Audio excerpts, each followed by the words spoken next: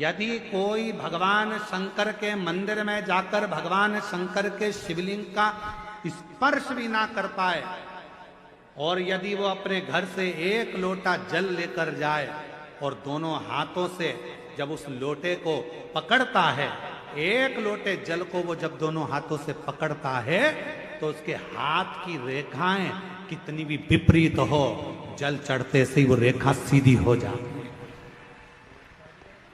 कितनी भी विपरीत क्यों ना, सारी समस्या का हल एक लोटा जल। एक पत्र है, देखिए,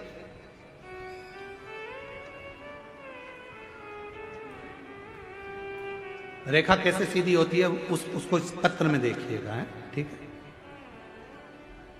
जरा ध्यान देना पत्र को, और एलईडी पर भी इस पत्र को पढ़ाएंगे, आप लोग पढ़ना। आस्था चैनल पे एलईडी पर नहीं चल रहा है, पत्र चल रहा है एलईडी पे, चलेगा। मैं ललिता बाई साहू, ग्राम संबलपुर।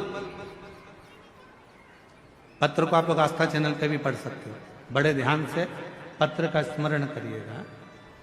कहीं बैठी हो, मैं ललिता बाई साहू, ग्राम संबलपुर, जिला कांकेर, छत्तीसगढ़ की रहने वाली। कहीं बैठी हो तो हाथ हिला सकती हैं। अगर कहीं बैठी हो तो हाथ हिला सकती हैं। हाथ हिलाओ एक बार।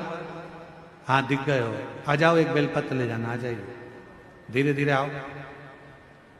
मैं ललिता बाई साहू, ग्राम संबलपुर, जिला कांकेर, छत्तीसगढ़ की रहने वाली हूँ। मेरे गले में गठान हो गया था, जिसे मैंने धमतरी की हॉस्पिटल में दिखाने के बाद उन्होंने कहा कि ये कैंसर हो सकता है। बोलकर हम रायपुर चले गए और रायपुर में जाकर रायपुर में भेजा गया, जहां मैंने कान के पास में से टुकड़ा निकाला गया। छोटा सा ऑपरेशन कर कान के पास से टुकड़ा निकालकर उसे मुंबई भेजा गया, जिसमें चेक कराया गया तो कैंसर की पुष्टि हो गई कि मुझे कैंसर बताया गया। अब करूं तो करूं क्या? डॉक्टरों ने कहा कि इस कैंसर की जांच हो गई है, गठान को निकालना पड़ेगा, खर्चा आएगा लगभग 60,000 रुपए का बोला गया। मेरे पास पैसा नहीं था, क्या करें तो करें क्या?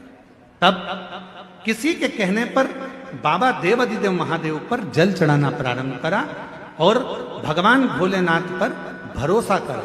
किसी ने कहा टीवी पर, आस्था चैनल पर कथा आती है, सुनो। हमने कथा सुनना प्रारंभ करा।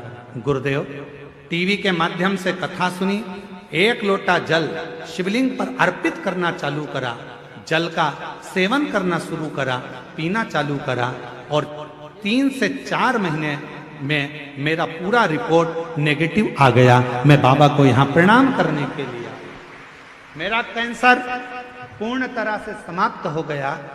ये जिंदगी में पहली बार ऐसा देखा। क्या करता है शिव? आप भगवान, उन्होंने लिखा है, हम रिपोर्ट भी लगा रहे हैं इसके अंदर, पूरी रिपोर्ट भी लगा कर भेजी। और तेरी कृपा का क्या है भरोसा, कब किस पर हो जाए, जरा सी हम पर कर दो, जरा सी। आप शिव जी के मंदिर जा रहे हैं, भगवान शंकर के मंदिर में जाकर लोटा जल चढ़ा रहे हैं। शंकर भगवान के शिवलिंग का यदि आप स्पर्श भी ना कर पाए, कोई बात, स्पर्श भी ना कर पाए तो कोई बात नहीं है। आप भगवान शंकर के शिवलिंग पर जल चढ़ाने के लिए जब लोटा भर कर लेकर जाते हैं, अपना हाथ में, अपने घर से जब लोटा लेकर जाते हैं जल चढ़ाने के लिए, उस लोटे पर अपना हाथ आता है। देखो, हाथ के निशान बड़े काम आते हैं, बड़े काम।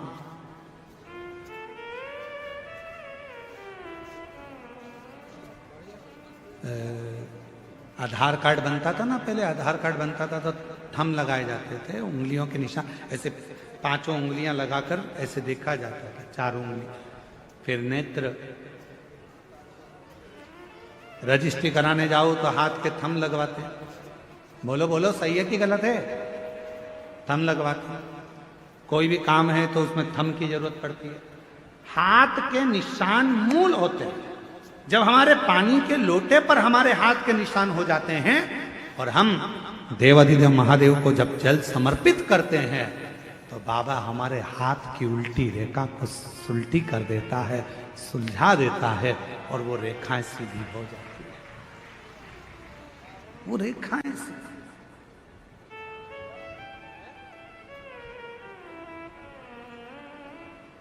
क्या नहीं देता शिव, क्या नहीं प्रदान करता। जब व्यक्ति के जीवन में कोई राह नहीं सूझ रही हो, कोई मार्ग नहीं मिल रहा हो, तब ये शिवलिंग है, जरा समझिएगा। एलईडी पर आपको दिखाया जा रहा है। मान लो ये शिवलिंग है, ये जलाधार है। ये जल यहां चढ़ाते हो तो वो पानी बहकर इधर आता है, जल बहकर इधर आता है। मान लो कोई राह नहीं दिख रही हो, आपको लग रहा है कि मैं बहुत फंस चुके हूं और निकल नहीं पा रहा हूं, मार्ग नहीं मिल रहा। थोड़ा सा लाल चंदन, जहां ये जल बहता है इसके दोनों ओर, इधर गणपति इधर कार्तिकेय, थोड़ा थोड़ा लाल चंदन दोनों जगह पर लगाना प्रारंभ करो और उत्तर की ओर मुख कर कर दक्षिण में खड़े होकर शिवजी को जल चढ़ाना प्रारंभ करो। 3 या 4 दिन तक आपने अगर दोनों जगह पर चंदन लगाकर दक्षिण में खड़े होकर उत्तर की ओर मुख कर कर भगवान के शिवलिंग पर जल चढ़ाया, पहले लगाना चंदन दोनों ओर लाल और फिर जल चढ़ाना।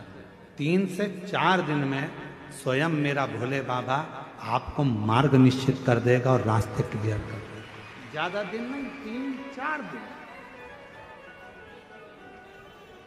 कोई मार्ग यदि निश्चित नहीं। अच्छा, कई लोग ऐसे भी होते हैं कि वो केवल ये सोचते हैं कि हमने ये कर लिया और इसमें, ऐसा नहीं। शिव महापुराण की कथा कहती है कि आपको साथ में परिश्रम भी करना पड़ेगा, थोड़ी मेहनत भी करना पड़ेगा। एक पत्र है,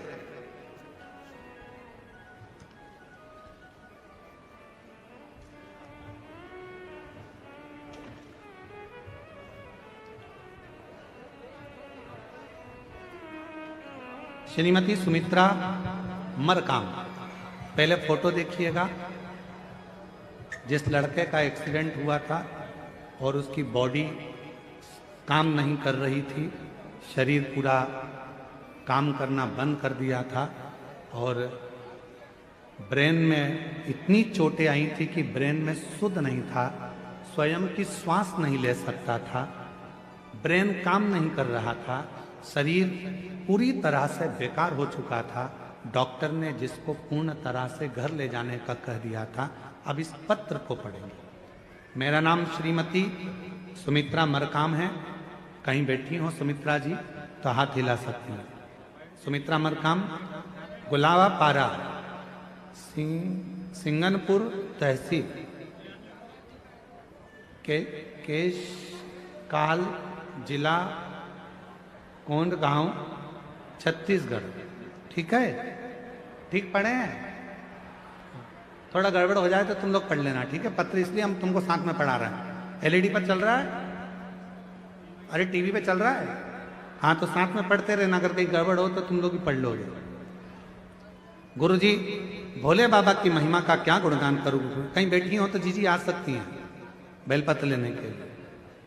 मेरा नाम श्रीमती सुमित्रा मरकाम है, गुलाबपारा, सिंगनपुर तहसील, छत्तीसगढ़ की निवासी हूँ।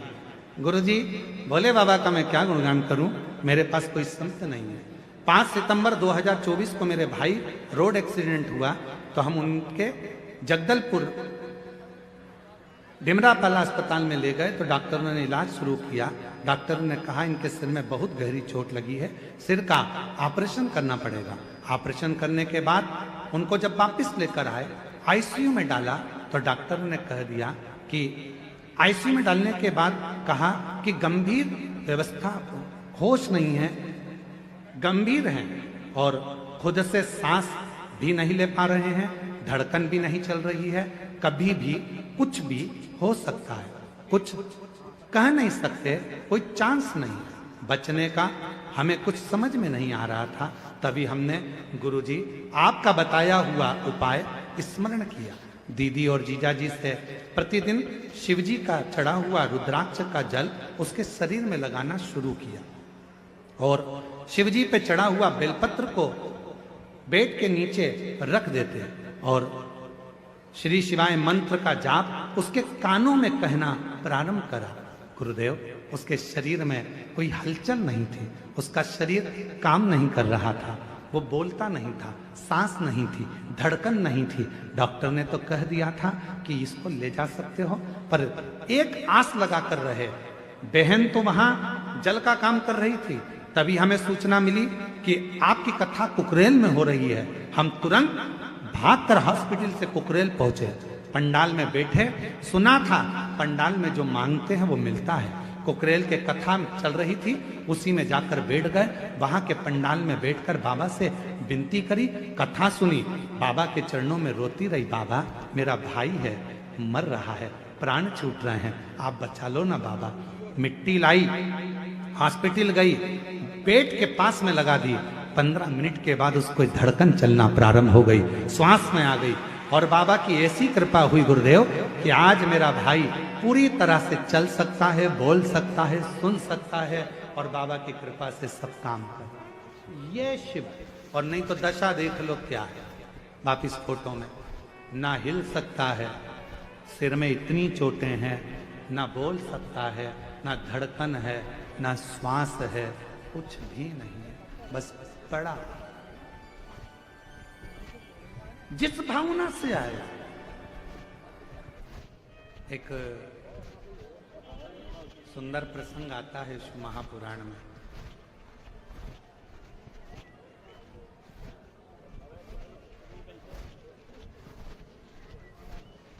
कि भगवान शिव के तेज पुंज से, मां गंगा जी के जल से 6 पुत्रों का जन्म। उन 6 पुत्रों को कृतिकाओं ने पाल पोस कर बड़ा करा तो उनका नाम कार्तिकेय।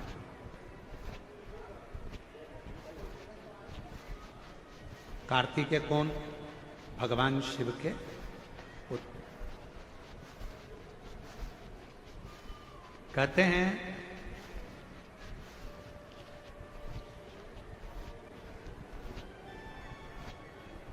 फिर से बोलो एक बार साथ।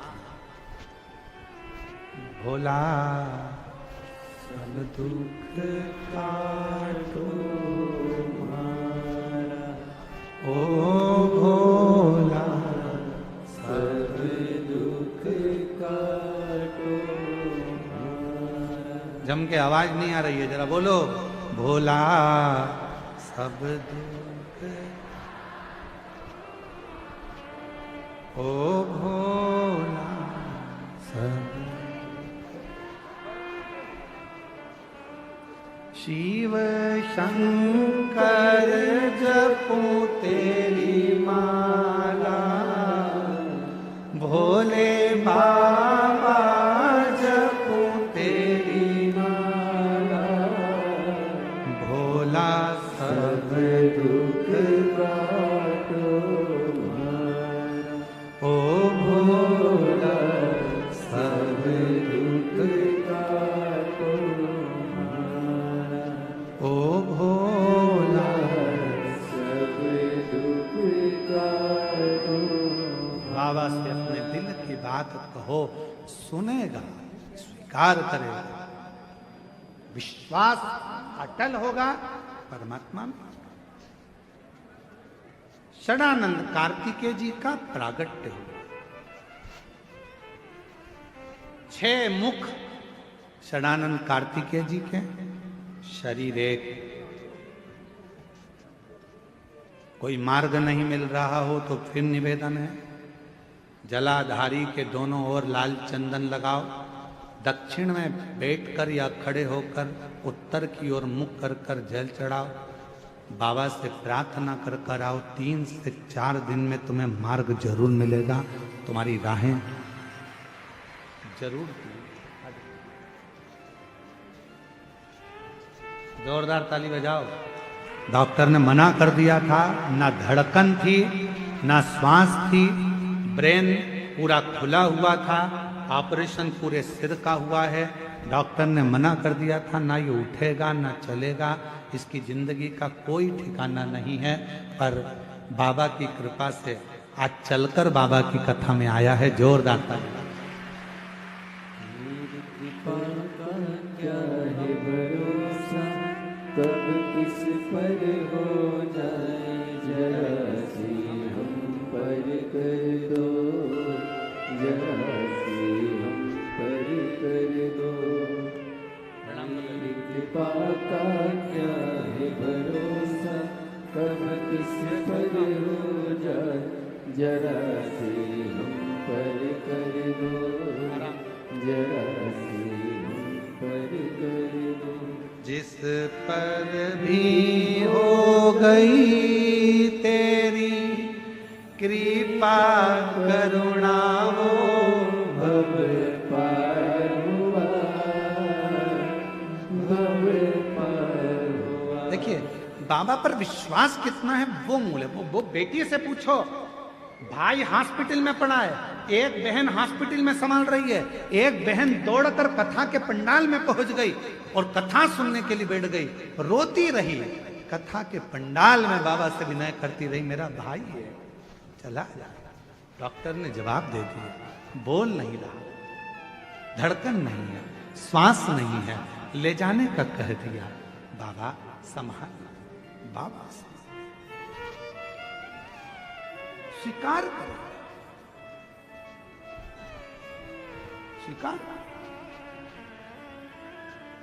वो शिव है, वो शंकर है, वो घड़दानी है, वो शंभु है, वो त्रिकालदर्शी, वो कैलाशी, वो अविनाशी है।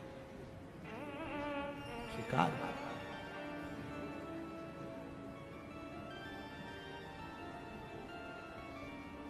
महाराज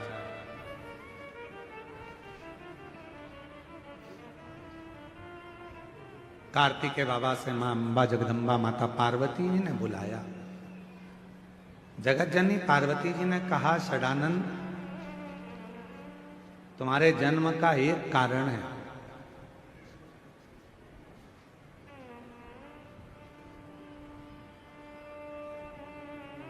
तारकासुर का संहार करना।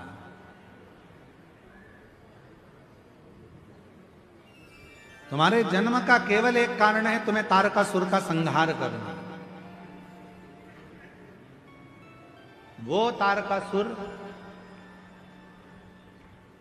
जिसने सारे देवताओं को परेशान कर कर रखा। कई लोग ऐसा सोचते हैं कि दूसरे को कष्ट देकर अपन सुखी हो जाएंगे। शिव महापुराण की कथा कहती है कि दूसरे को कष्ट देकर जिंदगी में आप कभी सुख पा ही नहीं सकते, कभी नहीं पा सकते।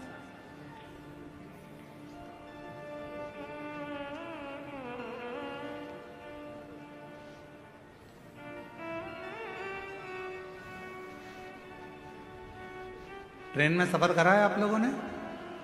अरे बोलो तो जम के, करा है सबने? ठीक है, टिकट लिया? अरे बोलो तो, लिया ना? कई बार ऐसा होता है एकदम जल्दी से ट्रेन आ गई और टिकट नहीं लिया तो फिर अंदर जाके बैठे, इतने में कोई आता दिखा तो लगा टीसी आ रहा है, फिर कोई आता दिखा चेकर आ रहा है, पकड़ लेगा। कोई भी आएगा ऐसा लगेगा कि हमको पकड़ेगा। क्यों? क्योंकि हमने टिकट नहीं लिया।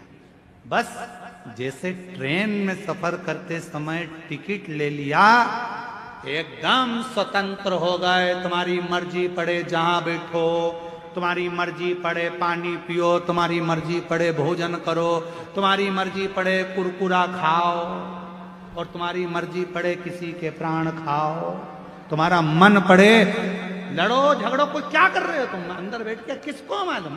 टिकट होना, अरे बोलो जम के, टिकट नहीं है तो टेंशन। खाने में भी मन लिया कुरकुरा लिया तुमने, वो ऐसा ऐसा क्या क्या ऐसा भेलपुरी और खा ही रहे थे इतने में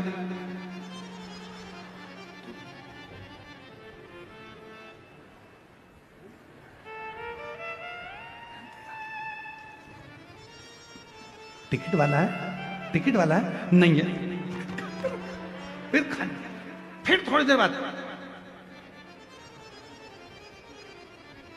टिकट था तो आराम से खाओ, टिकट था आराम से बैठो, टिकट था आराम से पानी पियो, टिकट था खूब प्रेम से आनंद से खूब गप्पे मारो, खूब बात करो, पर टिकट नहीं है तो तुम स्वतंत्रता से रह नहीं सकते। उसी तरह टिकट है तो स्वतंत्र जिंदगी जी सकते हो, उसी तरह संसार रूपी ट्रेन में अगर बैठे हो और शंकर जी की शिव महापुराण की कथा का टिकट है तो कैसे भी जिंदगी जियो मस्त, कोई टेंशन नहीं, कोई चिंता नहीं।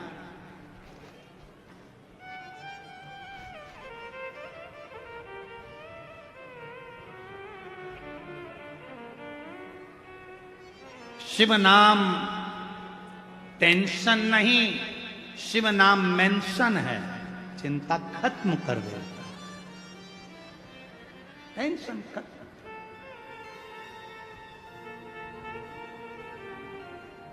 शिव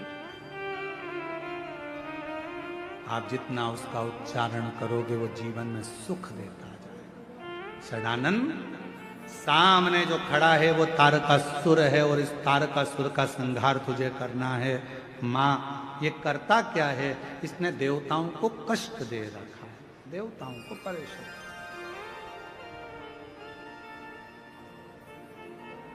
किसी को कष्ट देकर आप सुखी नहीं रह सकते, सुखी नहीं रह सकते।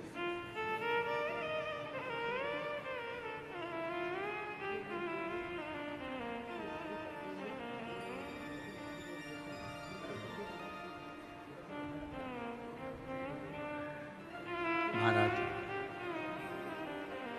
तारकासुर के उपद्रव को देखा, षडानंद कार्तिकेय जी ने कहा, मां क्या मेरे जन्म का कारण यही है कि मुझे इस तारकासुर का संहार करना है? हाँ, तुम्हारे जन्म का कारण यही है कि तुम्हें इस तारकासुर का संहार करना, तारकासुर का संहार। जिंदगी में बन सके तो कुछ अच्छा करने का जब हम प्रयास करते हैं तो वो हमारे जीवन में खुद आनंदता प्रदान करने का शिव प्रयास करते हैं। देखो, किसी को प्रसन्नता दोगे तो प्रसन्नता मिलेगी, किसी को स्माइल दोगे तो स्माइल मिलेगी। अब मान लो तुम्हारे भाग्य में लिखा है थोड़ा सा दुख, तो तुम दूसरे को दुख देकर उस दुख को कैसे प्रकट करो? एक कमरे में तुम सो रहे हो और उस कमरे में बहुत सारे मच्छर हैं, समझना जरा सा, बहुत सारे मच्छर हैं, और तुमको यहाँ पाँव में काट गए, गाल पे काट गए, और तुम गुस्से में आ गए, भयंकर गुस्से। अब गुस्से में आकर तुम क्या करोगे? ज्यादा से ज्यादा है तो मच्छर को मारोगे, भले मच्छर को मार लो पर खुजालना तो पड़ेगा ही। अरे बोलो तो जम के, मच्छर काट के गया है, तुम भले मच्छर को मार लो, बदला ले लो मच्छर से, कितना भी गुस्सा कर लो, पर खुजालना तो पड़ेगा। पाँव में काटा है तो पाँव में खुजा लो, मुख में काटा मुख में, सिर में काटा सिर में, काटे खुजा लो। गुस्सा करोगे, मच्छर का काम है काटना, तुम्हारा क्या कर्तव्य है? तुम्हें मालूम है कि यहाँ मच्छर ही मच्छर हैं, तो तुम्हें करना क्या है? पंखा भी नहीं है, अलाउड भी नहीं है, मच्छर की अगरबत्ती भी नहीं है, तो करोगे क्या? और सोना भी वही है, तो एक काम करो, चादर ले, उसको पूरी लपेट कर ओढ़ कर अच्छी सो जाओ, मच्छर अंदर प्रवेश नहीं करेगा। अब मच्छर ही मच्छर हैं और तुम सोचो कि इनसे ही लड़ता रहूं, इनसे ही लड़ता रहूं, पूरी रात लड़ते लड़ते निकाल दिया, मारते कूटते निकाल दिया, नींद भी खराब हो गई, मच्छर का भी कुछ नहीं बिगड़ा और तुम्हारी नींद पूरी चली गई। शिव पुराण कह रही है जैसे मच्छर ढेर हैं और उस मच्छर को हटाने का तुम्हारे पास कोई साधन नहीं है, तो ओढ़ लो और सो जाओ। उसी तरह संसार के लोग यदि कष्ट दे रहे हैं, परेशान कर रहे हैं, तो शंकर की कथा को ओढ़ लो, श्री शिवाय नमस्तुभ्यम बोलना प्रारंभ कर दो, सारे कष्ट अपने आप मिटना प्रारंभ, अपने आप मिटना।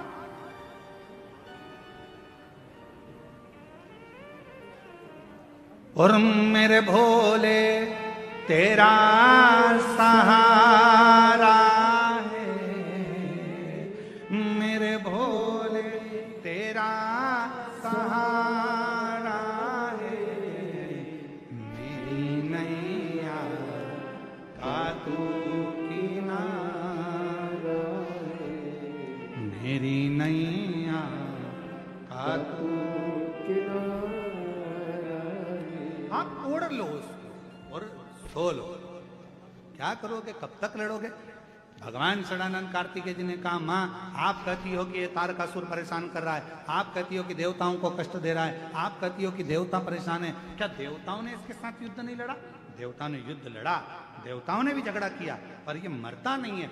क्यों? क्योंकि इसने वर मांगा है ब्रह्मा जी से, अगर मरूं तो शंकर भगवान के पुत्र के द्वारा मरूं।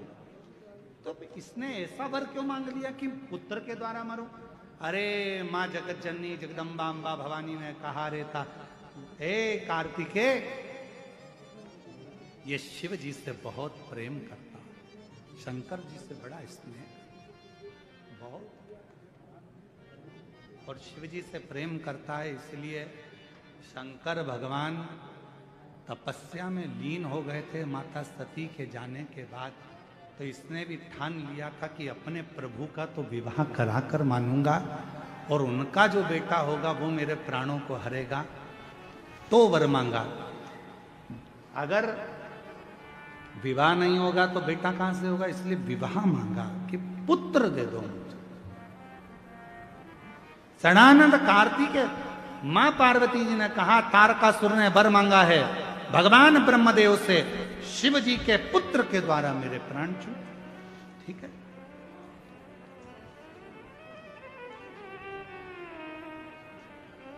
और भगवान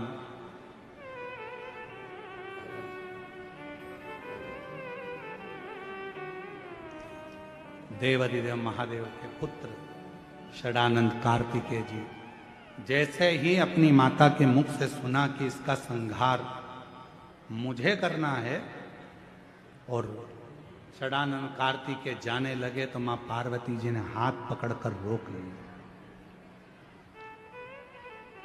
पार्वती जी ने रुको,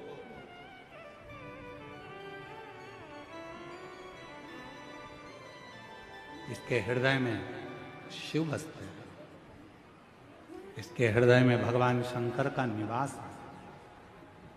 अगर तुम बाण छोड़ोगे और उसके हृदय में लगेगा तो वो तो बाण शंकर को लगा। कल कथा में कहा था, भगवान शंकर के भक्त की कभी निंदा मत करो, भक्त की निंदा होती है तो भगवान को बुरा लगता है, और भगवान की निंदा मत करो, बुरा भक्त को लगता है। शिव पुराण की कभी निंदा मत करो, शंकर जी का कोई भक्त है उसकी निंदा मत करो, भगवान देवाधिदेव महादेव की कभी निंदा मत करो। पार्वती जी कह रही हैं, अगर तू बाण छोड़ेगा और उसके हृदय में लगेगा, और हृदय में तो शिव विराजमान है, भगवान शंकर हृदय में बैठे हैं, तो भगवान शंकर को बाण लग जाए, इसलिए हृदय में बाण ना लगे, इतना याद रखना।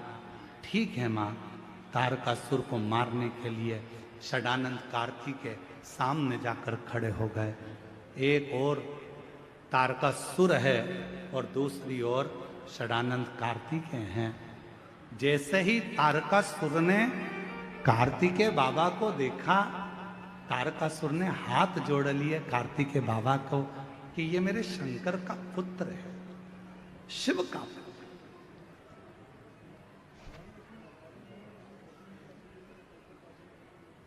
और शंभु शरणे मांगू घड़ी दुख काटो, दया करीन दर्शन ओ शंभु शरणे मांगू घड़ी रे दुख काटो, दया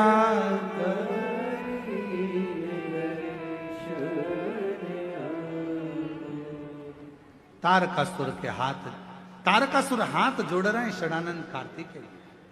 षडानंद कार्तिकेय जी ने थोड़ा सा मुस्कुराया और तारकासुर की ओर बाण साधना प्रारंभ किया।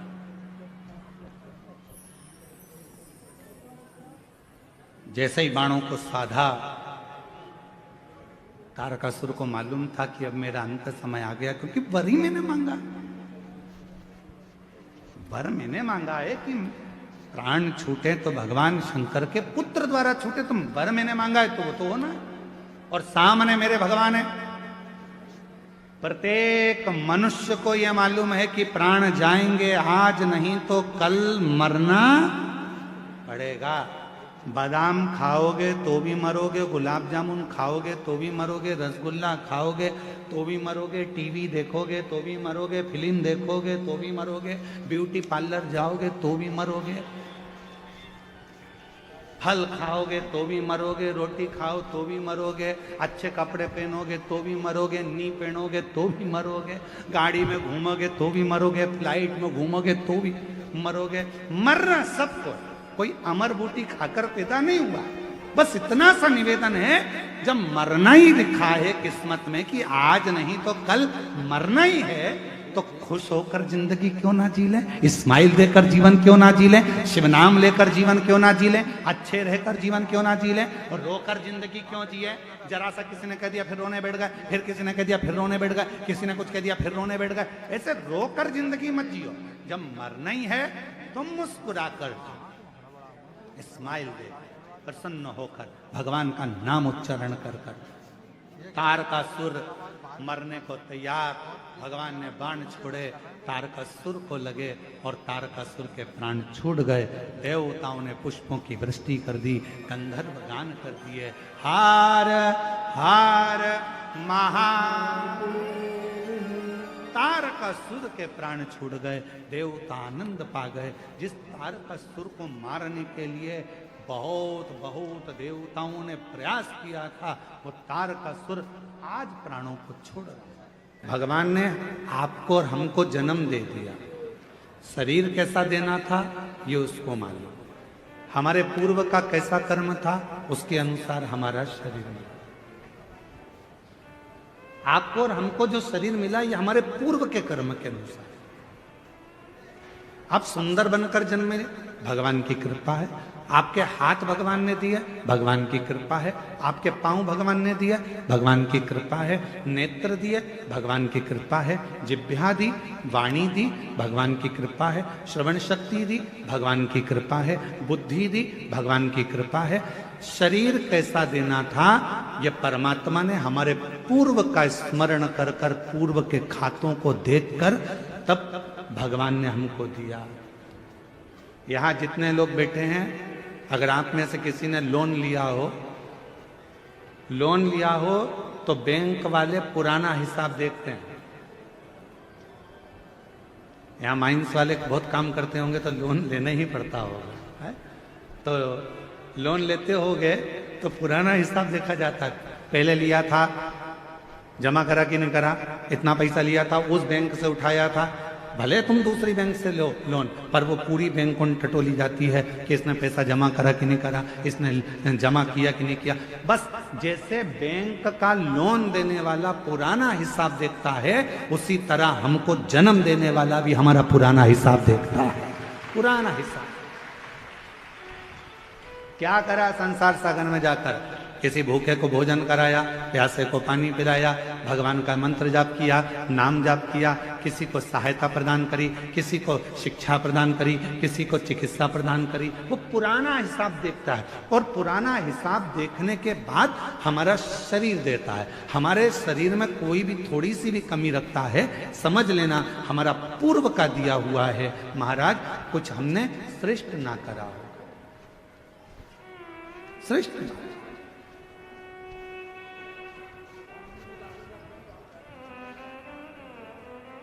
धृतराष्ट्र नेत्र नहीं है। एक बार भगवान द्वारकानाथ से धृतराष्ट्र ने पूछ लिया, क्या बता सकते हो कि मेरे नेत्र क्यों नहीं है? मैं इतना सुंदर जन्मा, मैं इतने बड़े राज्य का राजा बना, मैं इतना बड़ा नरेश बना, मैं इस हस्तिनापुर का राज सिंहासन संभाल रहा हूं और मेरे नेत्र नहीं है। आप बता सकते हो कि मेरी किस्मत ऐसी क्यों लिखी? भगवान द्वारकानाथ ने कहा, पूर्व जन्म में तुम एक सुंदर राजकुमार थे, एक हंस को देख लिया था, उस हंसनी को पकड़ने के चक्कर में वो तुम्हारे हाथ ना आई, तो उसके साथ में जितने भी लोग बच्चे थे उन सब के नेत्र तुमने हर लिए थे, इसलिए तुम्हारे नेत्रों को हरा गया। पूर्व का करना। कोई पिछले जन्म के अच्छे कर्म मुझे बाबा दे,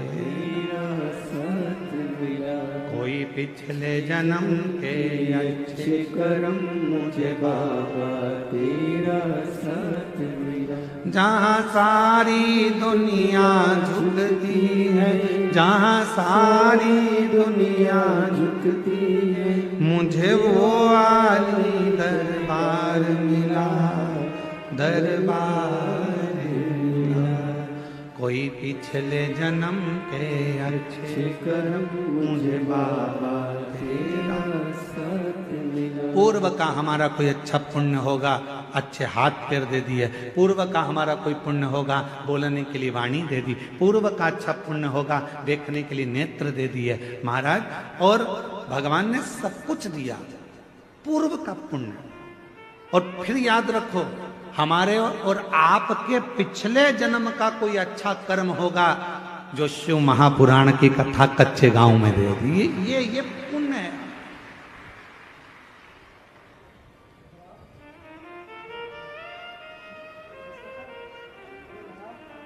यहां से जाने के बाद भगवान को धन्यवाद देना, तूने बड़ी कृपा करी, हमारे गांव के पास में कथा करवा दी, मैं जाके कथा सुन ली, तूने बड़ी कृपा करी, मेरे दोनों पांव अच्छे चलकर गई, तूने बड़ी कृपा करी, गाड़ी से पहुंच गई, तूने बड़ी कृपा करी, बैठने की जगह भी दे दी, तूने बड़ी कृपा करी, कथा सुनने के लिए कान भी अच्छे दिए। एक आध गड़बड़ हो जाता तो फिर ध्यान लगा कर सुनना पड़ता।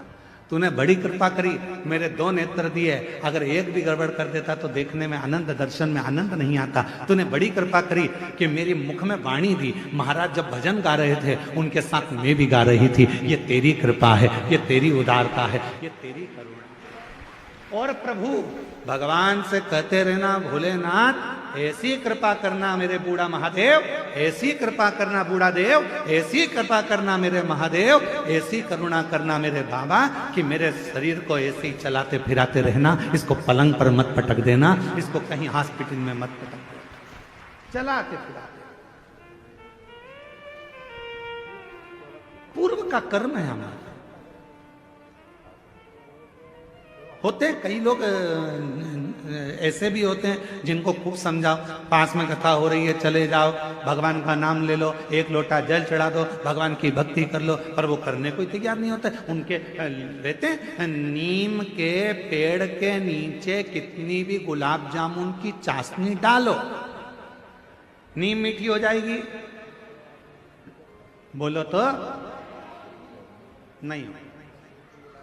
नीम के पेड़ के नीचे कितनी भी तुम एक काम करो, जलेबी का घोल डाल दो, मीठी होगी नहीं। चलो जान दो। अच्छा, करेले के पेड़ के नीचे, करेले के पौधे के नीचे, करेले की बेल के नीचे आप गुलाब जामुन की चाशनी डालो, रसगुल्ले की चाशनी डालो, क्योंकि वो रसगुल्ला खाने के बाद उसका पानी तो काम आता ही नहीं है। तो एक काम करें अपन कि करेले की बेल के नीचे डाल देते हैं, तो करेला मीठा हो जाएगा। हो जाएगा नहीं, करेला करेला ही रहेगा, नीम नीम ही रहेगी। उसको चाहे तुम की कितनी भी गुलाब जामुन की चाशनी डाल लो, चाहे तुम गुड़ डाल लो, शक्कर डाल लो, तुम्हारी मर्जी पड़ जाए जो डाल लो, पर वो नीम नीम रहेगी, कड़वी की कड़वी रहेगी, करेला कड़वा की कड़वा ही रहेगा। उसी तरह अपने गांव में, अपने नगर में, अपने शहर में, अपने मोहल्ले में, अपनी कॉलोनी में, अपने घर में, अपने परिवार में कोई ना कोई एकाध व्यक्ति नीम और करेले जैसा होता ही है। उसको कितना ही समझा लो, कितना ही समझाओ, कितना ही कह लो उसको, वो सुनता ही नहीं, समझता ही नहीं। अब कोई कहे कि गुरुजी वो तो हाँ हमारा रिश्तेदार है, हम तो उसको इतना कहते हैं, फिर भी वो भगवान की बुराई करता है, फिर भी शंकर जी की बुराई करता है, फिर भी एक लोटा जल की बुराई करता है। गुरुजी हमारे यहाँ वो आए थे, इतने बड़े संत महात्मा, वो भी शिव जी की बुराई कर दिए, वो भी इनने भी ऐसा कर। तो कोई कितना ही समझाए, पर वो नीम नीम रहती है, वो करेला करेला ही रहता है, उसको नहीं समझ में। महाराज उसने शरीर दिया कितना अच्छा, उसको साथ होता। उसने जन्म दिया अच्छे घर में, अच्छे परिवार में, अच्छे कुल में, ये उसकी कृपा। और उसने मौका दिया भक्ति को करने का, भजन को करने का, ये उसकी कृपा है, ये उसकी कृपा। कितना सुंदर कहा है।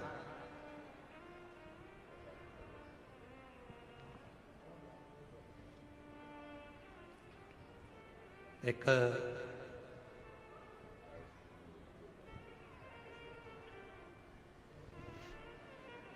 शिव महापुराण में एक बड़ा सुंदर भाव आया है। मां सती, भगवान माता पार्वती और भगवान शिव का एक बड़ा सुंदर संवाद है। अब यह आपके ऊपर निर्भर करता है कि आप उसे कितना ग्रहण करते हैं। एक बार माता पार्वती भगवान शिव जी के साथ में काशी भ्रमण के लिए चली।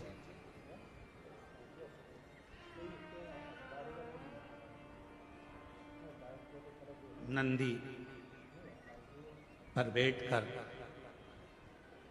मां पार्वती जी बाबा भोलेनाथ जी के साथ चले।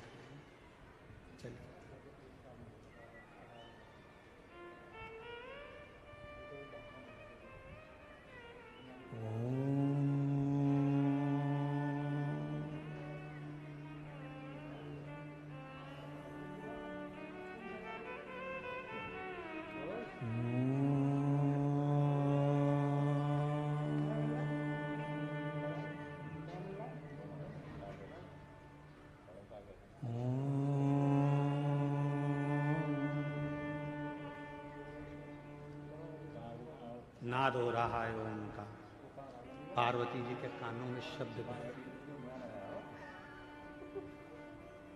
घूम कर देखा मां पार्वती जी ने, कहां से आवाज आ रही। फिर पार्वती जी आगे बढ़ गई, फिर शब्द सुना।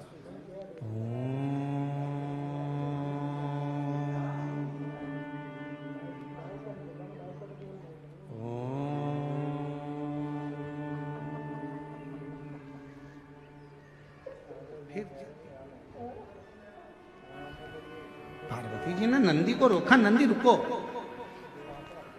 जरा ठहरो नंदी। रुका नंदी। शिव जी ने पूछा, पार्वती क्या बात है, तुमने नंदी को क्यों रोका है? पार्वती जी कहती है, मुझे कोई मंत्र का जाप कर रहा, कोई मंत्र बज रहा। और कोई मंत्र का जाप कर रहा है, इसलिए मेरा मन कर रहा है कि एक बार उसको देखूं तो सही कौन मंत्र का जाप कर रहा है।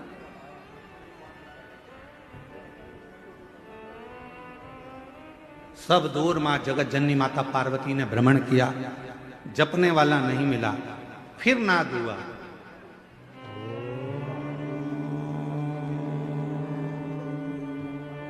आप भी बोलो साथ में।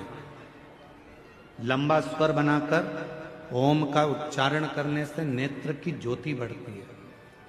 लंबा उच्चारण करने से, ओम का नाद करने से बुद्धि में एक अंदर कंपन उत्पन्न होता है, उससे पैरालिसिस की बीमारी, लकवे की बीमारी नहीं होती है। ओम का लंबा उच्चारण करने से अगर शरीर में, हाथ पैर में कंपन होता है, चाय का कप या अपनी उंगलियां या हाथ कांपने लगते हैं, तो वो कंपन दूर होता है। आप भी साथ में बोलिएगा, लंबा उच्चारण करना। ओम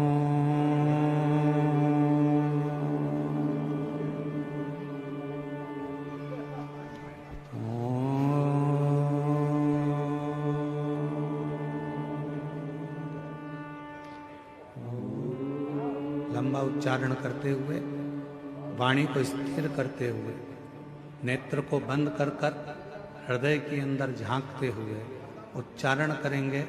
लकवे की बीमारी नहीं होगी, पैरालिसिस नहीं होगा, हाथ का कंपन दूर होगा और बुद्धि तीव्र होगी।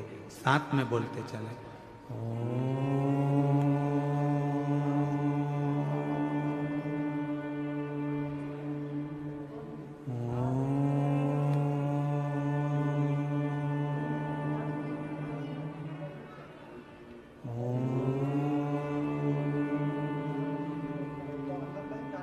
पार्वती जी का ध्यान गया, कोई दिख नहीं,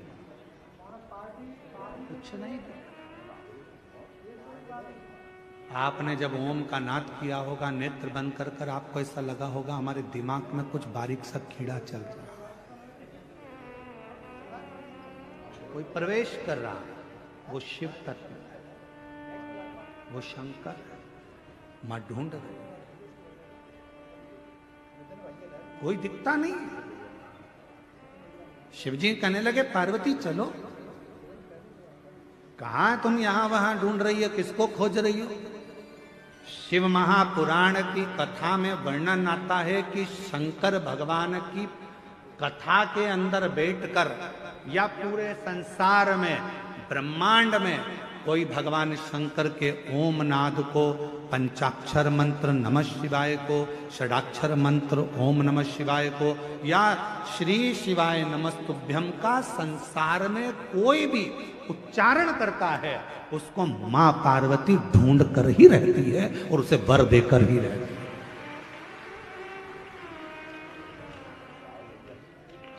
मेरी मां जगत जननी उसको वर प्रदान करती है।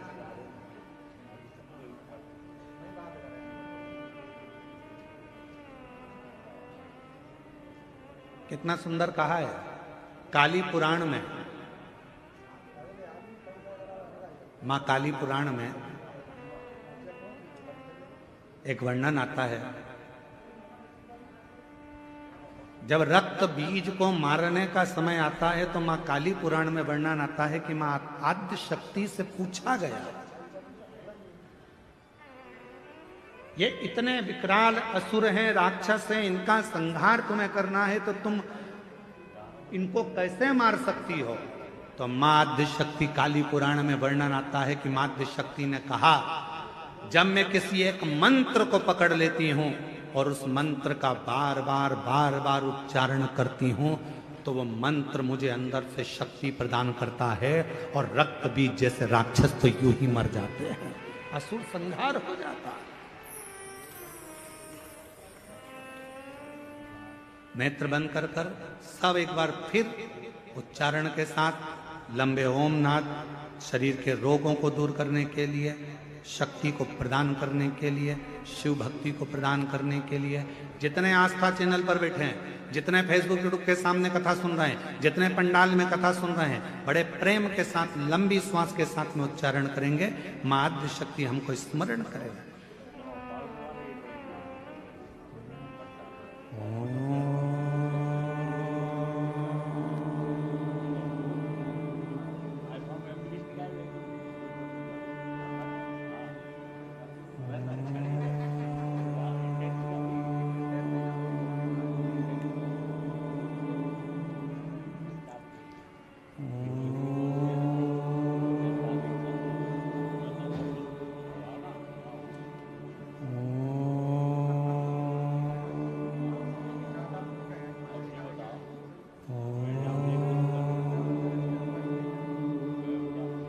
धीरे धीरे अपने नेत्रों को खोलें।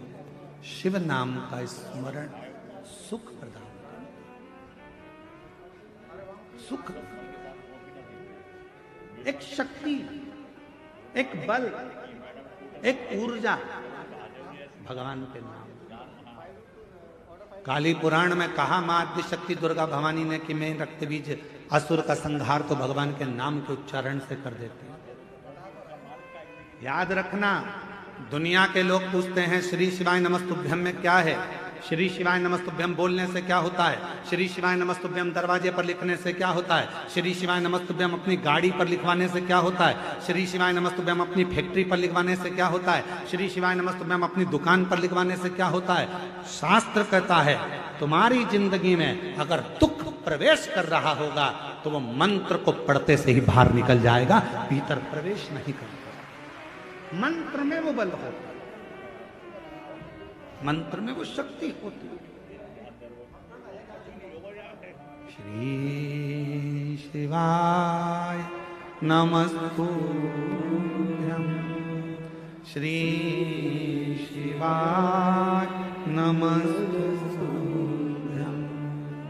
श्री शिवाय नमस्तुभ्यम। बोलो बोलो सब बोलो, श्री शिवाय नमस्तुभ्यं, श्री शिवाय नमस्तुभ्यं, श्री शिवाय नमस्तुभ्यं। उस मंत्र का आप उच्चारण सभी को मेरी वीडियो पसंद आई हो तो please like, comment and subscribe ज़रूर करें और श्री शिवाय नमस्तुभ्यम कमेंट में ज़रूर बोलें। धन्यवाद। श्री शिवाय नमस्तुभ्यम।